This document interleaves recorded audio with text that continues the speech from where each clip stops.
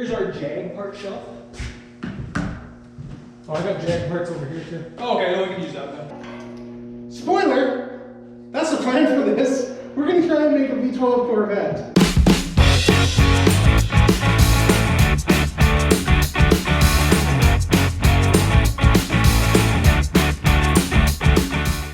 Alright, so before we start tearing into it, I just want to show what a mess this is. And I'm sorry for the lighting. The landlord's putting in new LEDs on this corner. He just hasn't got them yet. But yeah, like, look what a mess this thing is. Here's like an old header panel from the car. We got some of the heater lines here. You know what's something funny about these XJSs and XJ12s this thing came out of? These HE engines had 2 water necks on them. Well, this is just a spare hose for the front. But they had a water neck here for bleeding. And they had one up on the normal expansion tank. Right there. Yeah, that's this piece here. Oh, okay. This is a second one. Extra parts up the walls, eh? Well, so we got to start tearing off the electrical carefully. These things run 2 coils. One that feeds the distributor, another one mounted on this header panel that's blocked off, and I think they used it as a capacitor mostly. Because at high RPMs, these things take so much spark with 12 cylinders.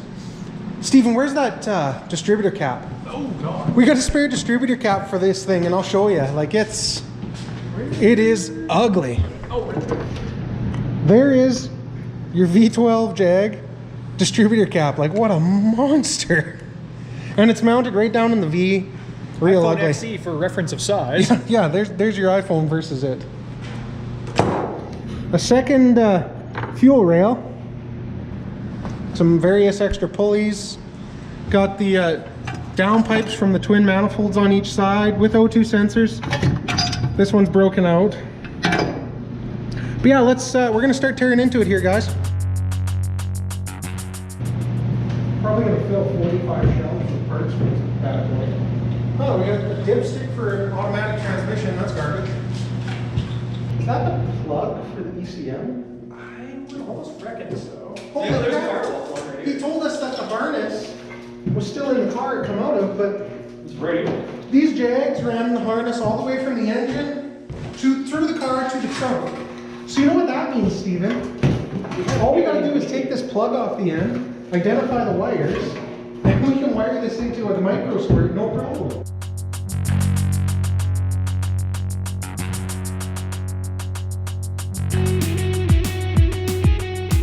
Spoiler!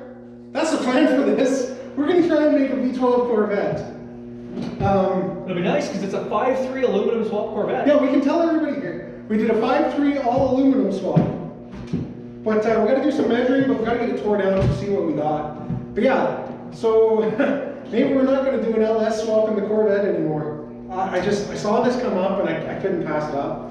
And Steven was pretty skeptical, and at first we didn't know what we were going to do with it. And then I thought maybe the Galaxy. And then I went, wait, make the V12 Corvette. GM should have done it. So I told Steven about it, and he was pretty skeptical. And then I sent him some videos of some exhaust clips. And That's it. Mucho gracias. I like this. as soon as I sent him with some open exhaust, he got really excited and thought, hey, we should try this. So I did some research, and it looks like you can run it with a micro squirt. And you can get a micro squirt for like $360 US. So I'm going to try it. Yeah, see what happens. I'm hoping to use the factory ignition stuff, because the micro squirt will basically just run the fuel. It might run the spark too. I gotta look into it a little more. I found a full write-up of a guy who did it in '09. So, yeah, that's the plan.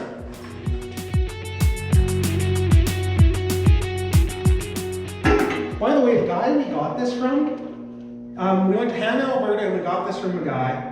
Holy crap, what a hidden gem in his shop. He had flatheads, 409s, 348s everywhere. He's the 409 king. He has his custom designed aluminum cast intake manifold. He had one of the fastest 409, stock standard 409s in Canada or North America. What did he say? I believe it was Canada, but don't quote me on that one. The guy is, like, it's insane stuff in there. What a hidden gem. He had Parisian and Convention 4-speed wagons, factory 409 cars. Like insanity, factory 4-speed 409 cars. And then I couldn't believe it. And then back on that intake manifold as well, allegedly, we never saw dyno results, but we'll take the guy's word for it because he was talking about them. His intake manifold that he made for the 409, a custom design that he has like tens of thousands of dollars into, allegedly it is the best performing intake manifold on the dyno, even compared to some of the Autobrock manifolds for those 409s. He picked up, like, what the heck was it, 30, 40 horse over top of the Big Boy Autobrock. Yeah.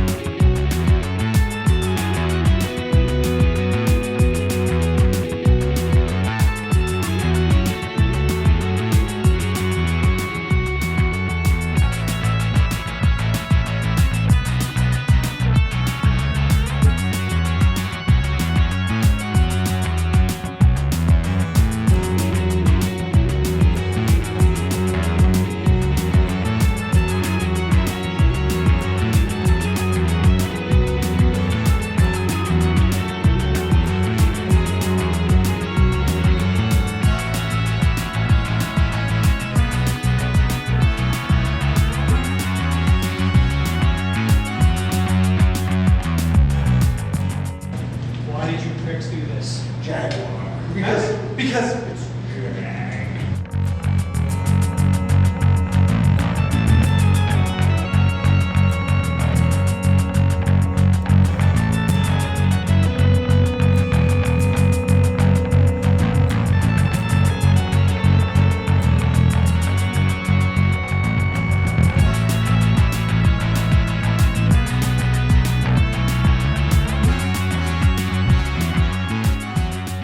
look at this. Ooh, Scotch locks. The best connector in the world. except for any other connector, spit and bubble gum, baby.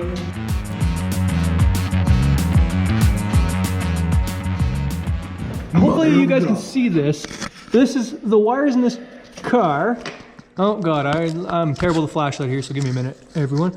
Now, is that harness? I don't know if you can see it, but I think most of the wires in there have already lost their coating and they're just showing the copper. Can't imagine why people say Jags have bad wiring. Oh, you know, Jags are completely reliable, I swear.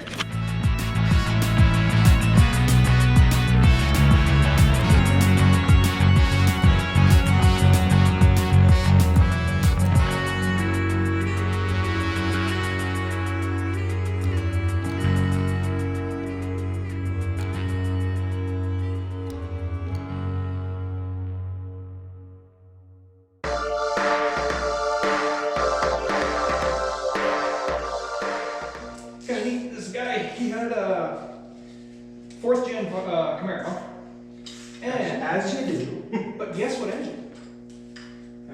Yeah. 5.7 Hemi. He went on the F bodies. He's on the Gen 3 Hemi swap page, so that's where I first saw him. And he had this post up where he put his Camaro up on the F Body Nation page, and they just, the admin of that page just flamed this guy, called him out, and basically. Don't you know that they're going to do that? Well, basically, he called him a piece of crap for having this Hemi-swapped F-body. So, I friended the guy, and I said, yo, I'm going to go put my Hemi-swapped 2nd-gen Firebird on there. It's still up there. They didn't, no one got pissy at me over it.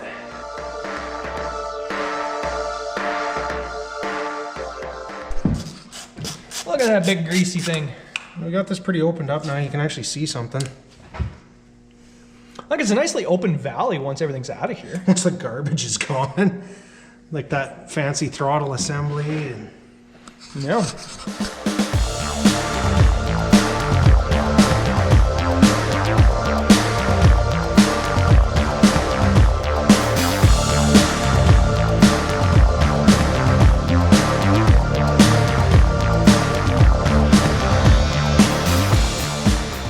I could go without a hood on the floor rack too.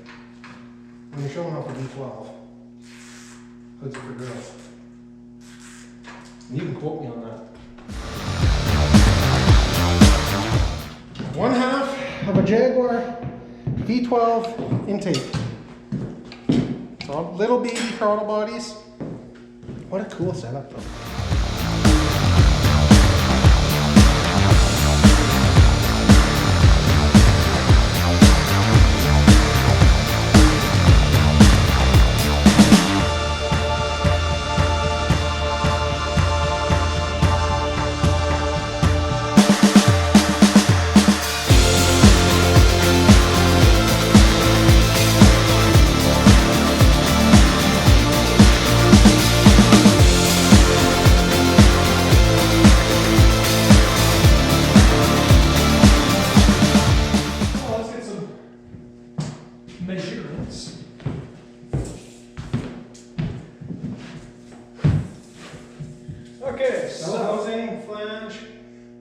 asshole, we're 35.5 inches. Including pulleys.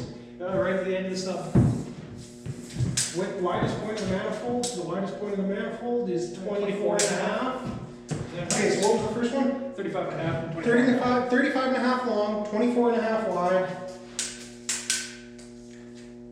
23 tall. That was pretty good for the S of 36. Okay, so let me look up those other measurements.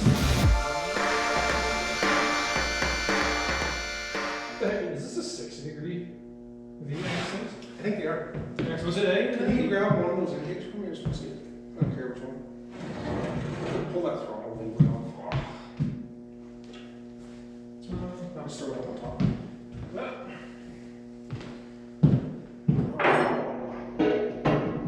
When you cut it, you gotta take it and you gotta move the halves. This half will go over here. When you cut it, you'll cut it here, and then this half will go here.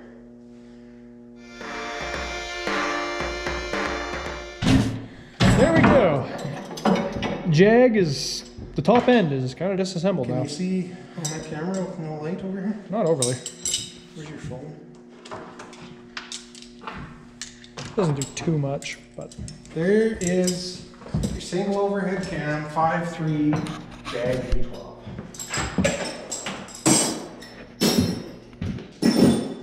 With the stupid flywheel kind of bolts.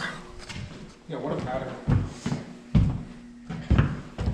Look at the monstrosity hanging off this intake manifold. Huh. Not anymore. Oh yeah, and we'll take you through our, this is all we got off Hey, this what's engine. the build? Oh, not this dolly though. Still got the build date on it. Got some parts straight over here, and then AC compressor, and a couple more things right in there. And yeah, pretty successful night. Sealed back up.